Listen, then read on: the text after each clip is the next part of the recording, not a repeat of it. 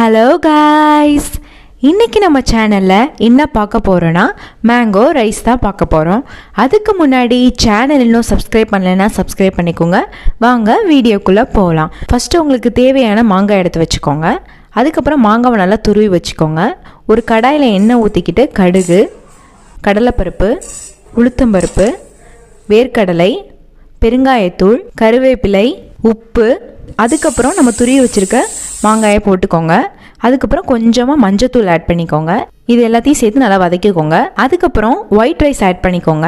நல்லா எல்லா சைடையும் கிண்டி விட்டுட்டு நல்லா பரட்டிக்கோங்க. இந்த ரெசிப்பியில் நீங்கள் வரமிளகா ஆட் பண்ணிக்கோங்க. வரமிளகா ஆட் பண்ணால் ரொம்பவே டேஸ்ட்டாக இருக்கும். நான் இதில் வரமிளகா ஆட் பண்ண மறந்துட்டேன்.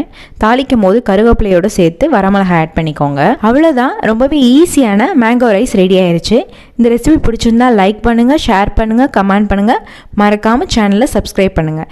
இன்னொரு வீடியோவில் பார்க்குறேன். பாய்.